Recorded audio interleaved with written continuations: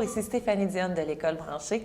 J'ai le bonheur d'avoir avec moi Stéphanie Rioux, qui est enseignante en mathématiques secondaires 1 et 2 à l'École Cardinal Leroy de la Commission scolaire de la capitale. Bonjour Stéphanie. Bonjour Stéphanie. Stéphanie était au colloque, elle est au colloque de la COPS où elle a donné un atelier sur la programmation en mathématiques. Toi Stéphanie, là, faire les maths autrement, ça t'habite. D'où ça vient, ça? Ouais, ça m'allume vraiment. Surtout qu'en mathématiques, on a tellement de possibilités, il y a tellement de beaux outils, puis je suis loin de toutes les connaître, là.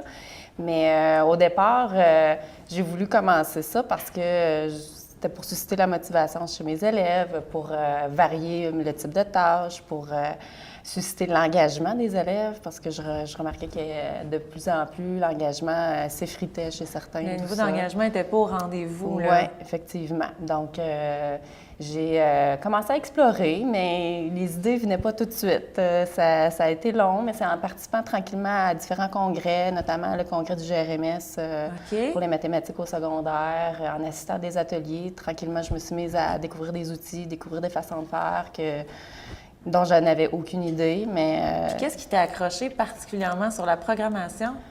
La programmation, c'est spécial parce que j'en ai fait à l'époque dans mon cours à l'université. T'aimais ça beaucoup? J'aimais vraiment pas ça beaucoup, du tout même. Je pensais qu'en ayant mon papier, je pensais que ça allait être terminé pour moi, mais par un heureux hasard, une quinzaine d'années plus tard, la programmation est revenue dans ma vie, puis d'une façon vraiment, vraiment positive. C'est que justement, en m'intéressant au numérique, veux pas, il y a des articles ou il y a des lectures, à travers mes recherches qui portaient sur ce sujet-là. Mais mon œil d'ancienne étudiante qui n'avait pas aimé la programmation se disait, mais comment ça que c'est accessible au primaire? Comment ça que c'est accessible au secondaire?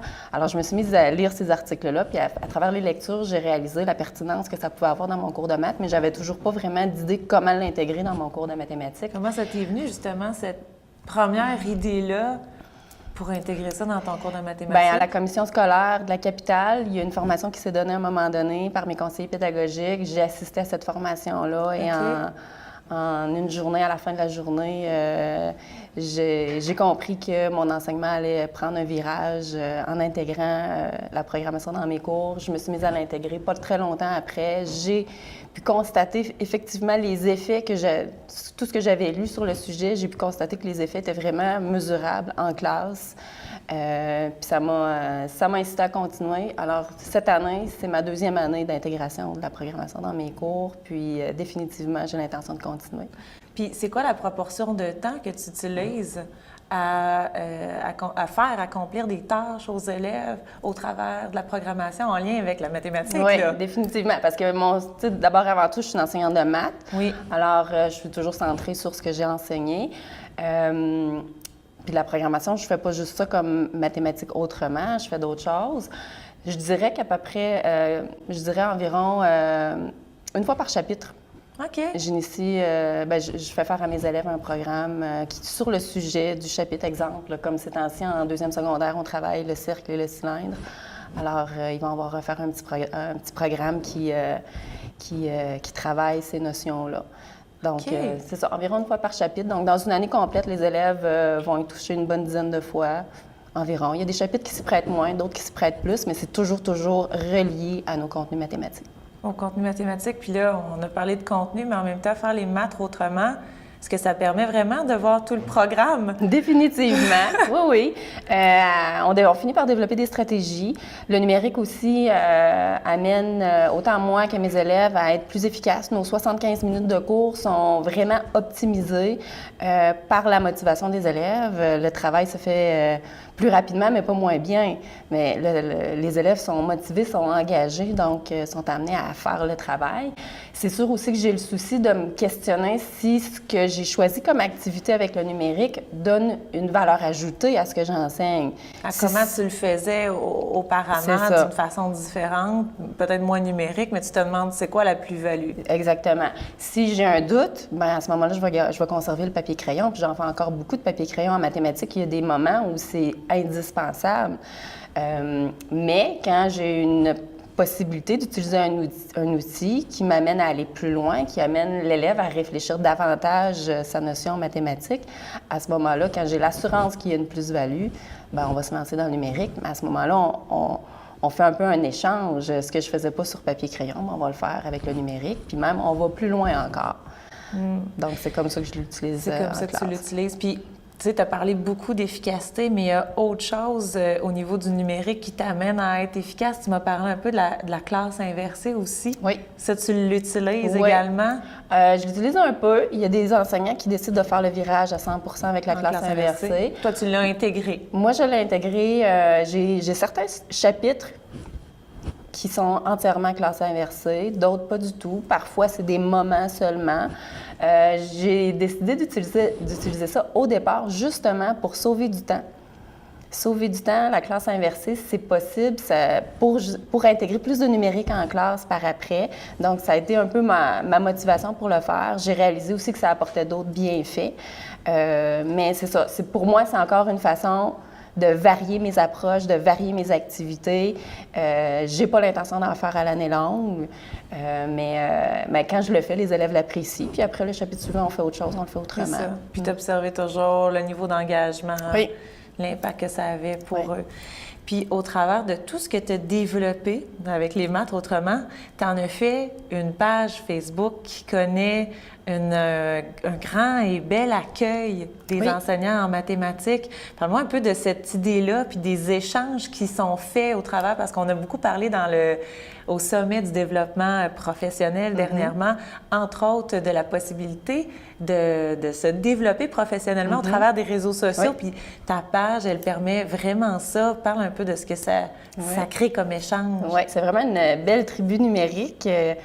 Ça a commencé, c'était pas l'objectif au départ.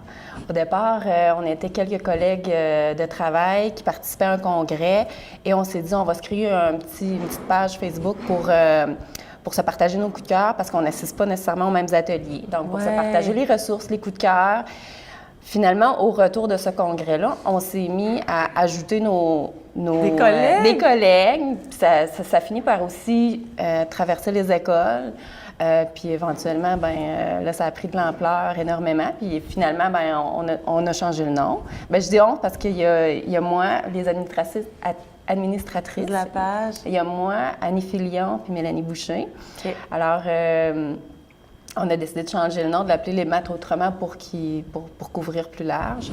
Puis finalement, c'est un bel espace d'échange. On échange beaucoup des activités.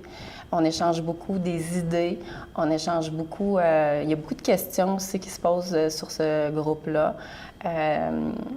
L'idée, c'est de partager ce qu'on fait pour peut-être éventuellement inspirer les autres, puis finalement, on finit par s'inspirer mutuellement. C'est ça. Donc, il y a beaucoup d'actions sur les maths autrement. J'ai entendu aussi que ça avait inspiré des enseignants qui étaient comme...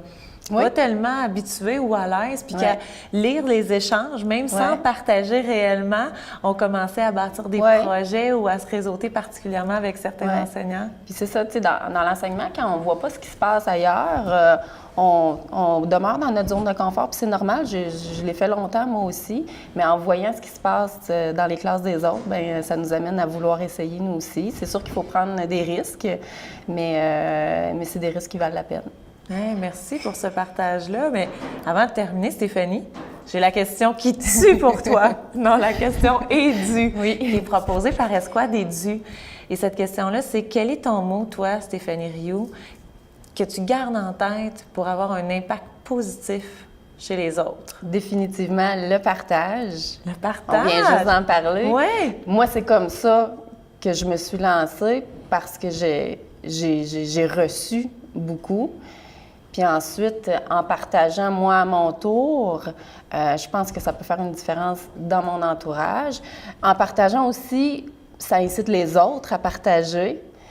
Puis avec tout ça, on devient une communauté qui avance, une communauté qui évolue, dans le but, bien sûr, tout ça pour nos élèves. Ouais. Donc, moi, je pense que dans tout ce qu'on vient de de parler, la source profonde de ça, ça provient du partage. C'est le partage. Donc, on vous encourage à partager puis à contribuer aussi aux maths autrement avec Stéphanie via la page Facebook. Merci Stéphanie. Ça me fait très plaisir. beaucoup. Merci à toi. Merci.